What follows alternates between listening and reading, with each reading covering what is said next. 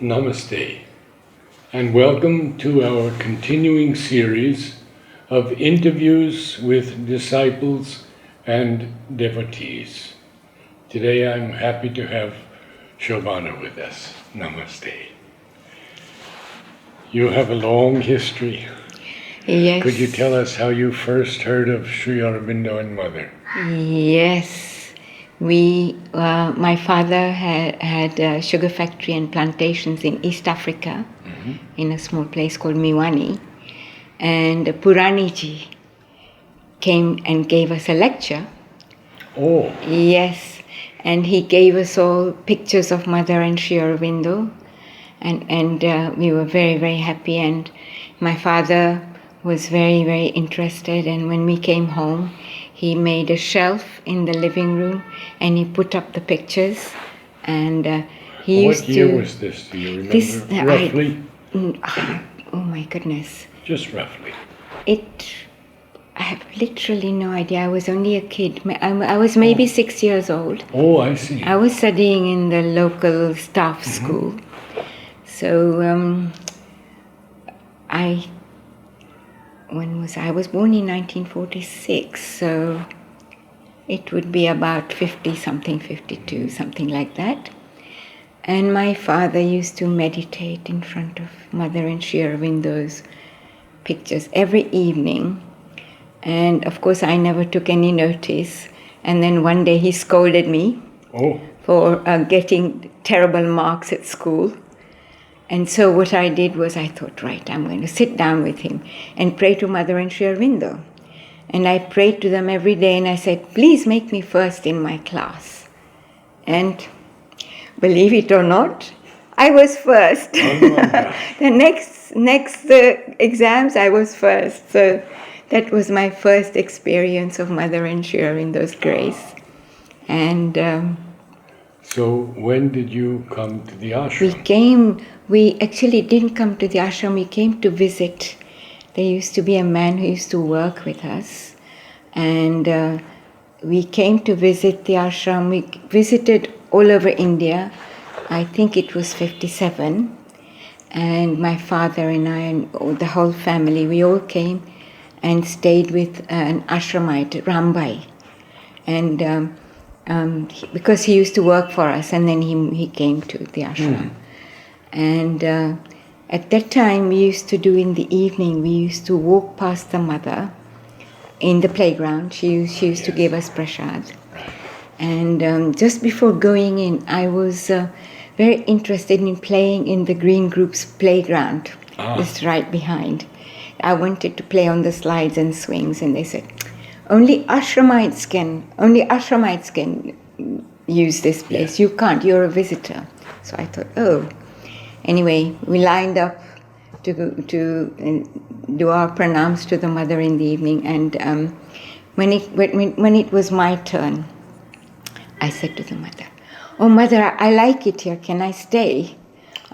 I think the idea was so that I could play in the playground. Yes. Where I was too young to really think but of you were the about spirituality. 11 years old, maybe. I was 10, actually. 10. I was 10.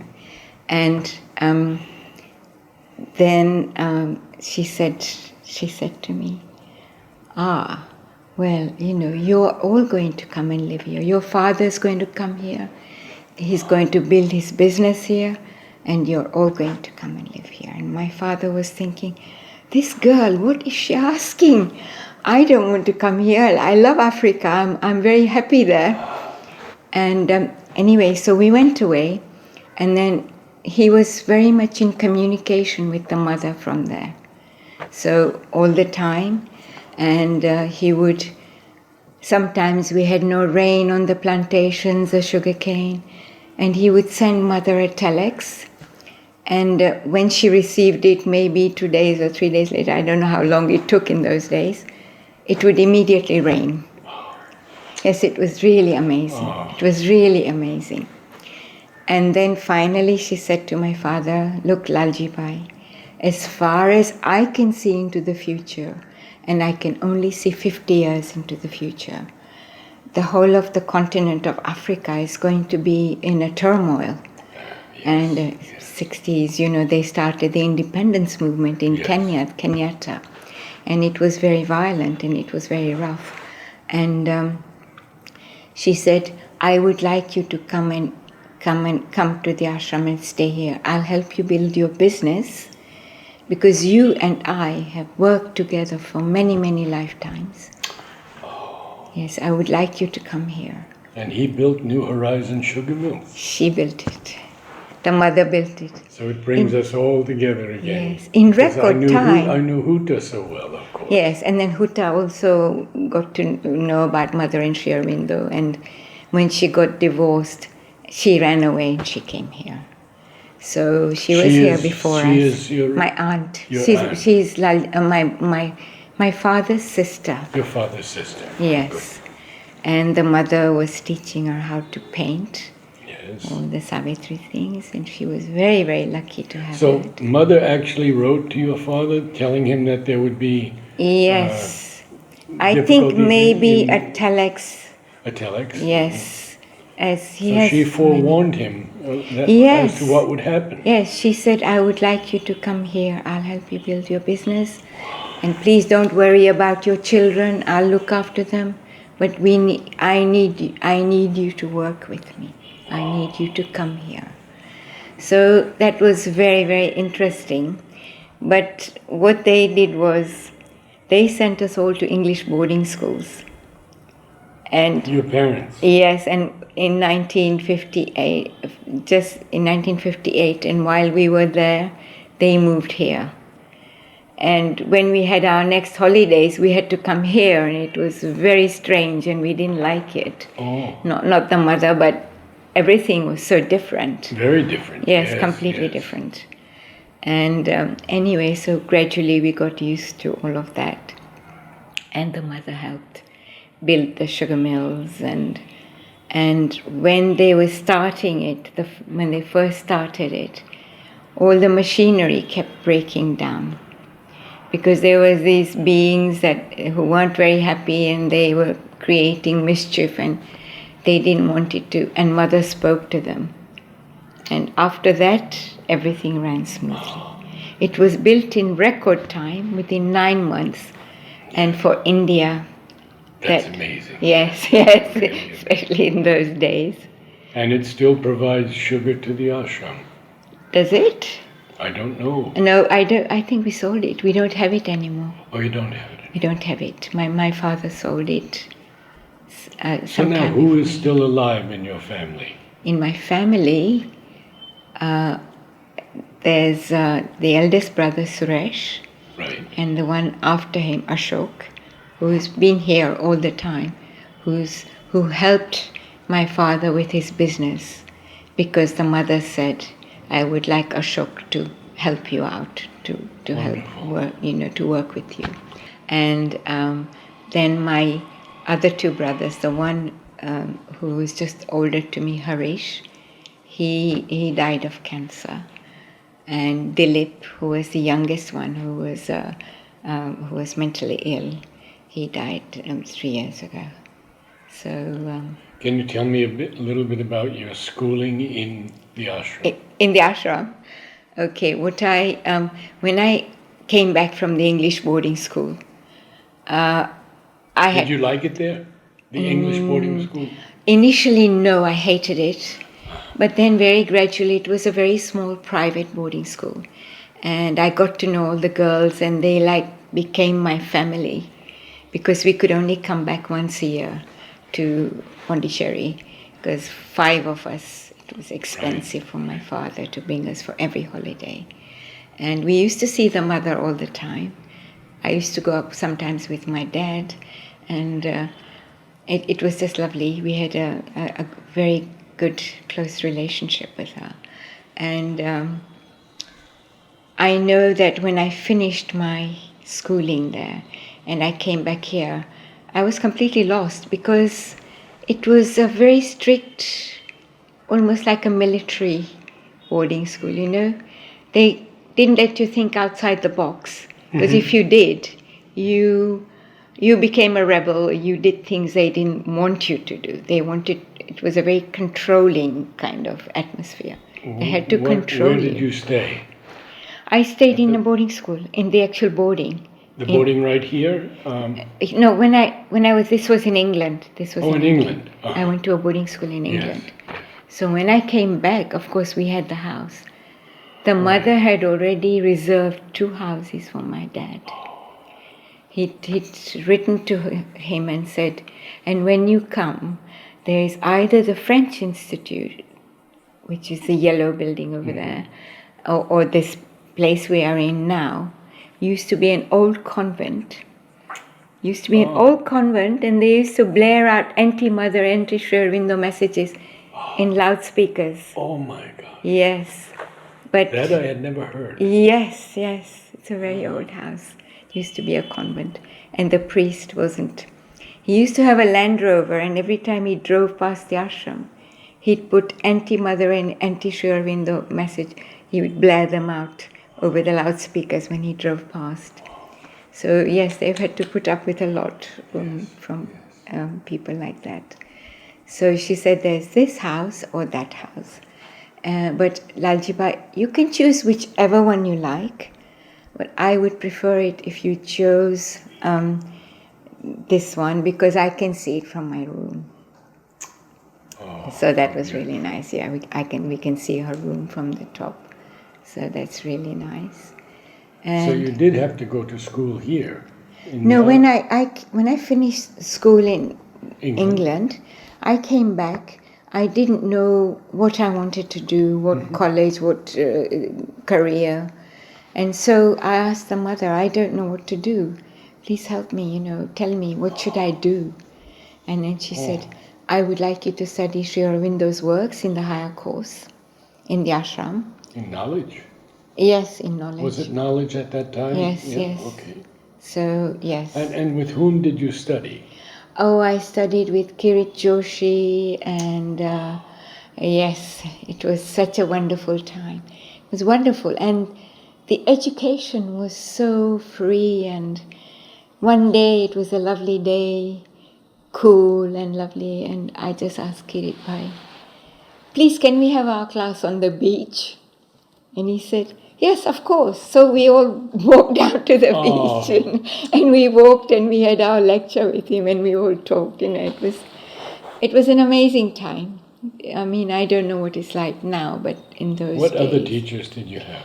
The other teachers, I had Narad, I had Manoj Das. In math? Manoj Das was Das. teaching me English. And I had Babuda, who was teaching English as well. Nirodda was teaching me English as I progressed, as I went up. Because it was a free progress school. It was free progress. I decided I wanted to go to some of the lower classes, especially history. Because history, the British only teach you their history, connected to their Raj, the British Raj. I knew nothing about Chinese, Egyptian, Indian, all these other histories, and I was interested. So I went 2 classes lower down, and I joined the history class with Sudha Ben and other people. And yes, it was, and even English. I was Norman that was teaching me. Yes, Norman Dowsett, yes, I knew him well. Yes, he was teaching me. He was taking my English class because he wanted to judge how the English education, what the level was like here, how good it was or how bad. So he made me do loads of tests. That was he was making me do. Loads and loads of tests. And then he could judge. But then when I joined the school proper, when the new year started, then it was many, many different people with whom I had classes. You knew Jugal? I did, but I never had a class. And our great composer? Great composer? Yes, who composed music Sunil? Sunil, of course, yes. You it's studied most with him? Wonderful. No, I didn't study with him. I wish I had. Everyone I was tells very me much. he was so wonderful. He was the favorite of all, they said. Yes, absolutely wonderful. The music, I loved his music. And no, I studied art with Samay's uncle. What was his name? How can I? My memory for names is going as I get older. Mine is too. So, but he taught me art, and then finally, when I finished school here, when I finished the higher course, I worked in Santerre for 2 years. Where? In Santerre, the perfumery. In Santerre? Yes. Oh. And then I decided I wanted to go to England and study graphic design. So this is what I did in the end. I went back and did studied graphic design, met my... unfortunately, I got stuck there once I got there, and Mother must have foreseen that. I met my husband there. He was an Englishman who was also very famous. He was a descendant of a very famous artist, an Art Nouveau poster artist, Alphonse Mucha. And we got on very well, but we were friends for 10 years before I finally asked my father if I could marry him. So then after that we got married, a long time after. And what kind of art did you practice? I used to do a lot of painting and things here, and I used to do a lot of fabric painting and fabric arts and tie-dye and all kinds of clothes, and I used to make clothes and things. So I was very interested in that. Always been interested in art, and but I studied graphic design when I went to England because that's where you could find work. It would have been good work. When I finished college, I did come back and I did do quite a lot of symbols and things for various Oro travels and Oro travels I did some. When did you come back? I came back in 1976. 76. But then I went back and married Stefan, so...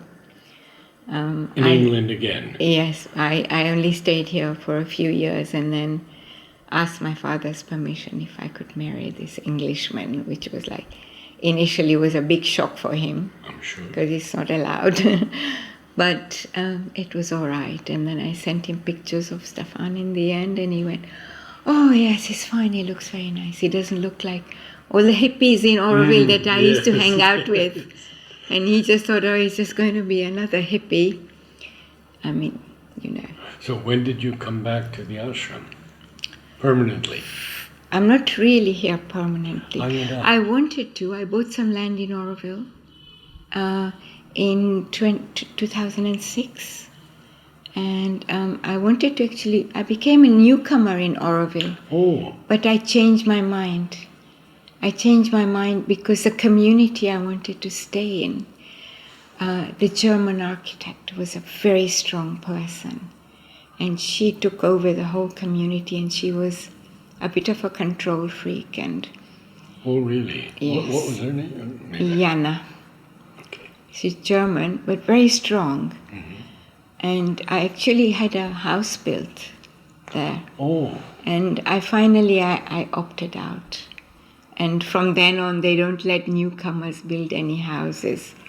They must come to Oroville, stay in Oroville for a couple of years, at least 1 year. Pay their own way. Yeah, and then they're allowed. And then they have to go back to their country. Oh, really? And then come back and to that was all Oroville. due to me. That was because of me. Jana Imhoff? No. I forgot. I mean, I know the Imhoff family. Frederick. Not Frederick. I know Frederick was one of my teachers, actually. Ah. He was my German teacher. Mm-hmm. Yes. So it's not his family? Oh, no, Okay. Not his family. Got it. Jana is the lady who built Sukhavati, a development called Sukhavati, which is where I wanted to stay. But then when I couldn't, I finally thought, okay, I bought some land just outside of the green, just touching the green belt. Oh. Just outside. But as soon as I bought it, it went into litigation.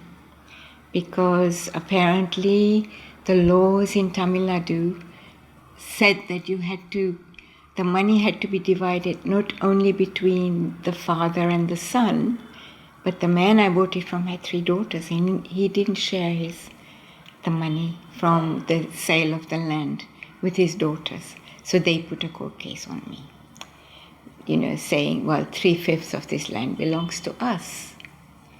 And that's been going on till recently. And finally, I just prayed to the mother and I said, oh, Mother, I don't want this anymore. I offer it to you. I don't want it. And the next time I came back to India, somebody had been looking for me. They want to buy my land with the problem and everything. So, yeah, I know, it's so interesting. The experiences. I've had so many experiences where even the smallest little thing, when I got divorced from my husband and I bought a place separately, and I used to work in London, so I would have to commute by train every day to London. So when I bought this place, I didn't know anybody there because I was hardly ever there. And where was it? It was in Tunbridge Wells in Kent. In Kent? Yes, and it looked just like one of the Pondy houses with pillars, and I had French doors, and my flat was an old school, and it had been converted into flats. And I thought, oh, this is just like home. I'm going to buy this. I'm going to stay here. And anyway, that long weekend, I was completely alone, and I hadn't spoken to a soul for 2 days. And come Sunday, and I think it was Sunday or Monday, one of the holiday days. And I just said to the mother, oh, Mother, I haven't spoken to a soul. I'm so lonely. Do something. It was very interesting. And then I thought, oh, don't be so silly. You want to do space clearing in your flat. You want to do feng shui. Just get your books and charts out. And I sat out on my patio and I started doing the charts and things. And the window of the flat next to me overlooks my patio. And half an hour later, a girl started knocking on the window and she said, hey, hello, we want to talk to you. And I thought, it was just amazing.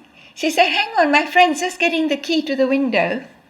And they opened the window and they said, hello, and they hopped out of the window and they came and they sat down on my patio with me. And we had a long chat. And they said to me, we were in a pub 2 hilltops away. On top of a hill, we were having our lunch because it was bank holiday weekend. And we don't know what got into our minds, but we just decided to come here and have a look at the flat. So, all these lovely, she always looks after us so well. She's always looking after us, always. Can you tell us a little more, if possible, personal things of your experiences with Mother? Nothing that you don't want to share. Oh, personal things, so if I can remember. Yes. One day I was doing, I was doing feng shui in my flat. And I'd hung a crystal in the window, and then I read in the book, you have to cleanse it out because it absorbs all the negativity. You have to cleanse it out, otherwise there's no point. So I took it off the window and I ran it under some cold water for 5 minutes. And then the book said, well, you can't dry it with a cloth. You have to let it dry naturally. And I thought, how do I do that? So I was holding it and I was praying to the Mother at the same time. And it started to move like a pendulum. And I was so scared. I mean, I know people. My nutritionist used the pendulum to help me with my nutritional problems and whatever I had. And I was so scared, I just threw it away in the corner of the kitchen and I wouldn't touch it for 3 days. And then I picked it up. And many years later, I met a crystal healer who told me it's because that's the only way she could communicate with you. You were asking for help. So that's, ever since then, I can use the pendulum. So that's another thing. I always ask for help. I ask her for various things. I ask all kinds of questions and I get answers, which is amazing. And I help other people as well with questions and answers. So that was lovely. And then it's very, very interesting that ever since I became interested in crystals, I seem to connect with all the crystal people. Ah. Yes, very interesting.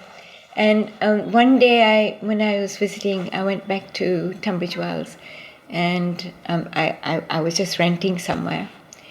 And it had been raining a lot, and we couldn't go out. And when the rain stopped, everybody came out. Everybody went to the park. I went to the park. I couldn't find any benches I could sit on.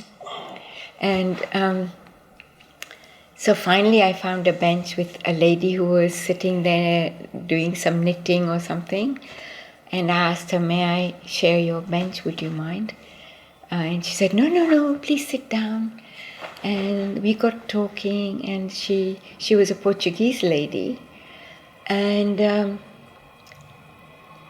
she asked me where I'd come from, where I am, and I said, well, I come from Sri Aurobindo Ashram, but originally I was in East Africa. And she said, oh, our family were in Africa as well, in Zambia, and we used to do crystal mining and crystals, and so I told her the story about how we came to Pondicherry. I told her my father's story, and I told her about the mother, and she said, the mother? You know the mother? She said, I don't know anybody who knows the mother. So I said, oh, really? She said, I'm a crystal healer. When I heal people, this voice channels through me and gives them the answers, and it's the mother. Because a very famous musician had asked her, who are you to tell me what to do and what not to do? And the mother had said, I'm the mother. So she was channeling the mother's voice. She didn't know who she was. She never met. Yes. And then, anyway, I carried on and I said, and the mother was coming from Japan, and they stopped over in Pondicherry, the ship. And the mother saw a blue dome over the whole of Pondicherry, and she knew, here is the guru I've been looking for all my life, from the blue light. That was Sri Aurobindo's light. And she went, blue light? Really, what kind of? And I thought electric blue, that's what I imagined to be Sri Aurobindo's light. And she said, when I heal people through my crystals, I channel this blue light. So she was channeling the mother and Sri Aurobindo. And she didn't know anything about them. So I'd just been for darshan, and then I'd gone to England. I think it was the August darshan. And that time we had the mother's message, the Sri Aurobindo's message, with a blessing packet at the back. And I said, okay, I just thought, I felt it was meant for her. I gave it to her. And she just went inside, and she went, oh, I feel so much joy, so much love and peace, and it was just amazing. She was in touch with them. She didn't even know who they were. So I said, this blessing packet is meant for you. It's yours. Keep it. Oh, thank you. It had the mother's picture, and so she was so happy. She said, I've never seen her. So how many years did you see Mother? Because you were back and forth. Yes, I was back and forth. So the last time I saw her was, I think, 1972. 72. And then I went back to college, and that was it. Then we found out, 73, of course, she passed away. Yeah. So it's very interesting. And even my father, he has so many experiences with the mother. Really? And oh yes. Please tell me. Oh, so many. Oh, I'm not prepared for this, so I can't remember. Just a few if you remember. Experiences with the mother. The factory, or the rain I've told you about.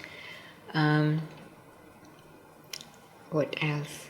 So the mother had told him that he could choose when he wanted to die. So when he finally passed away, they were taking him to the nursing home, and he didn't want to go there. He had problems with his kidneys. He couldn't pass you, right? So they were taking him in the car, and that was a day when there was march past in front of the balcony, and he just did pranam to the balcony, and he passed away in the car. He decided he didn't want to stay. What other experiences? He's told me that he's been in the supramental world. He's seen it, he's seen me in there, he's seen the family in the supramental world. So that was very interesting. And I can't remember the exact description he gave. But how I wish I could remember all these things. Yes. And then one day he went to see the mother, and the night before there'd been a huge thunderstorm and lightning strikes and everything. And he said, Lalji Bhai, there was a lightning strike going to happen on your house, and I stopped it. Because the house would have been razed to the ground. So all these, so many small things, but, well, they're not really small, but instances. Yes. So, yes. And then one day my father was very, very ill. And he asked the mother, what should I do? What should I do? And she said, you don't eat anything. I will send you every day Karala, this very bitter. Yes, bitter gourd. Yes, bitter gourd. I will send you every day. You only eat that. And so he only ate that for a whole month. Because I think he must have been quite seriously ill for her to have done that. Yes. And then that was it. He became well, and he didn't How fall old ill was he again. when he passed away? He was 86. 86? Yes. So he had a good life, yes. Yes. So close to mother. He was so lucky. He was so lucky. Others in your family, can you speak a little about them? The others in my family. Maybe Suresh? Suresh. What can I say? I'm sure everybody has had experiences, but I don't remember them. I just remember mostly my father. Yes. And whether they've ever told me these experiences, I'm not sure. And your mother? And my mother, she was lovely. And mother asked Mohini Ben to teach her English while through the mother, the book. Yes. The mother gave her a signed copy of the book, which I've got at the moment. And so Mohini Ben used to come and teach her English. And mother always called her Mukti. Her name was Mukta, but mother always called her Mukti, which is amazing, which is nice, which was very nice. Yes, she had a lot of faith in the mother as well. I think all of us, you can't help but, right? The way my father came, the way she just called us and we all just came here. It was lovely. Shobana, what are you doing now? I'm not doing anything, which is rather sad. No, I don't know. I'm traveling. I'm just living in 3 countries. I don't live here all the time. Because once the land went in Oroville into litigation, I really wanted to build something there. I got Andre Babu to design me a round house, which I would have loved to have had. But nothing materialized. And I think it would have been very, very unsafe for me to have lived on that land alone. I think so. Yes, I think Mother just stopped With it. all the stories that we've heard over the Yes, years. it was next to Udumbu as well. And I didn't realize that in Udumbu there had been a murder. Did you know? Udumbu is a part of, it's an Oroville community near the green... And there was a Dutch boy who was going to testify? testify. Yes, and they threatened him with murder. I know. So he had to go back home, and then he did a video. He did it over the video. He testified over the video. But my land is just on the other side of the road from Udumbu, and the broker never told me. And mother, protected you. yes, She- absolutely. I mean- I don't feel bad about it. It's fine. In hindsight, you can see Yes. this would have been a very dangerous for me to have been Yes. staying in alone. I was thinking like an English lady. I've often left my doors, my car doors, my flat yes. doors open and gone out, and even in England, many times, without just forgotten to close everything. French doors leading out onto the garden. Everything's always been safe. Nothing's ever been touched. So, that's very, very interesting. So, her protection is always, always there. What is your experience of the ashram today? Of the ashram today. It's just that I haven't kept in touch with anybody. And I don't really go there much. But of course the ashram, the samadhi, Suresh left behind a couple of pictures of the samadhi in Sri Aurobindo's room. And I thought, oh, this is great, these are lovely. And when I felt them, I could feel the vibrations. They're so, it's just like being in Sri Aurobindo's room. It's like being in Mother's room. They're very old, pictures taken a long, long time ago. And so these things I always carry with me. And but the ashram nowadays, I don't really know much about it. I haven't really kept in touch that much. I tend to be a bit of a recluse. Okay. I live in a cocoon of my own in our house. I hardly go out. Could you tell me a little bit about your birthdays when you saw Mother? My birthdays when I saw Mother. Wow. Well, I'm sure everybody's had the same experience. When she just looks in your eyes and she doesn't say much, but obviously she's looking into your soul. Yes. And yes, so it's all just very, very beautiful and very lovely. And what can you say? I'm sure everybody has the same experience. Well, it's been a wonderful interview.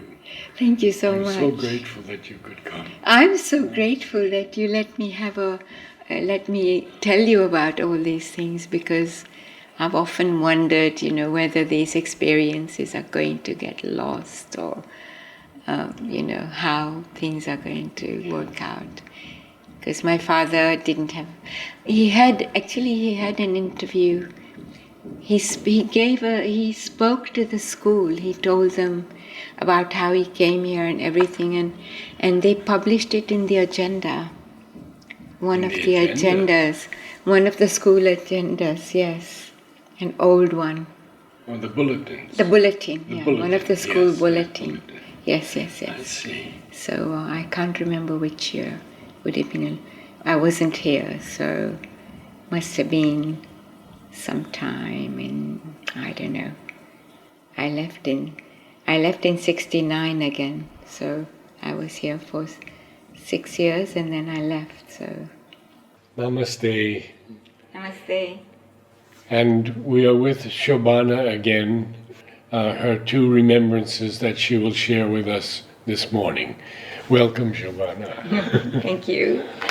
So, yes, One is a very important, and I forgot the last time, is one day I took my father to Oroville to meet Peter and Anamika, who in those days had also been studying crystal therapy and crystal healing and aligning the chakras and the aura and everything.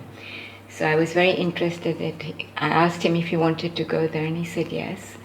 So we went there, and they read all of his chakras and his aura and everything else. And then Anamika told me that coming into his head from above was a golden light with gold specks inside. So we didn't know. She said, we've never seen this before, ever.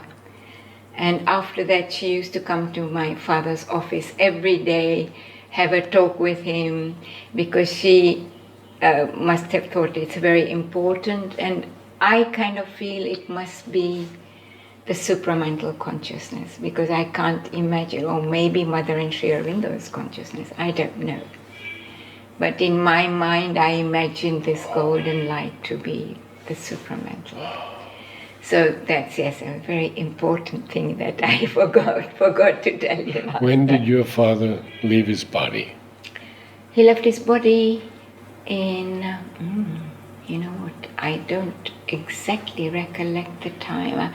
Sometime in April, it was Darshan Day, and I told you we were going past the Samadhi and Mother was there. Right. And he just did this. Yeah, yes. Actually, Mother wasn't there, but everybody was doing march past in front of the balcony.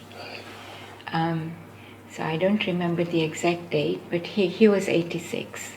He was 86. He was 86, and Mother had told him he could choose the time of his passing. Yes. So he decided to do it then, because he didn't want to go into a nursing home and all these things, which is understandable. How beautifully he left, though. How beautifully. Yes, lovely. Very, very lucky. You had another story to share with us. Yes, I have another story. We used to, my father and I and the family, sometimes some other people, we used to go to the lake, to meet Alan all the time, because my father Louis Allen. Oh, he was a good friend of mine. Really? Louis Allen from Africa. Yes. Oh, yes. And my father used to love going there every Sunday, watch the sunset over the lake, and they would natter, and I would have a little chat with his sons, and we used to love going out there because it was natural, reminded us of East Africa so much, and of course talking with Alan about all these things, Africa and things. And when Mother got to know, she gave him a house there. It was a new house that had been built. And she just said, Lalji-bhai, I'd like you to have this house. And that was very, very she sweet. She gave Lalji-bhai a house in the lake. On the lake, On the lake. Not Where so Louis far was from, staying? Yes, not so far from him. On the way to him, we could see the lake as well. And it was lovely, and we used to spend many weekends there. But finally, when my father decided he would give it back to the ashram. So we were, Dilip and I, my youngest brother and I, were very, very upset because we used to love going there. But anyway, so that was very sweet of her, and so kind and so lovely to have that place to go to. It was really nice. So, can you remember any other special things about your father? About my father? Because, you know, we knew that that Mother wanted him. She said, I have a work for you. I remember this. Yes. Someone else had told me this, actually. And she wanted him to build a New Horizon sugar mill. Yes. That was when she wanted him to come here and leave East Africa. Right. And she said, look, Lalji-bhai, as far as, I've said this in my other way, as far as I can see into the future, and I can only see us 50 years into the future. Mother said that? Yes. She said she could only see 50 years into the future. And in her physical body at that time, this Right. is what she could do. And she told him that the whole of the continent of Africa is going to be in turmoil, and that he should come here. She had found a house for him, and she said, "You and I have worked together for many lifetimes, and I would like you to come here and help me, and I'll help you build your business." So this is how New Horizon came about. So thank you so much. that's Shobana. okay. Thank you so Thank much you. for seeing me again.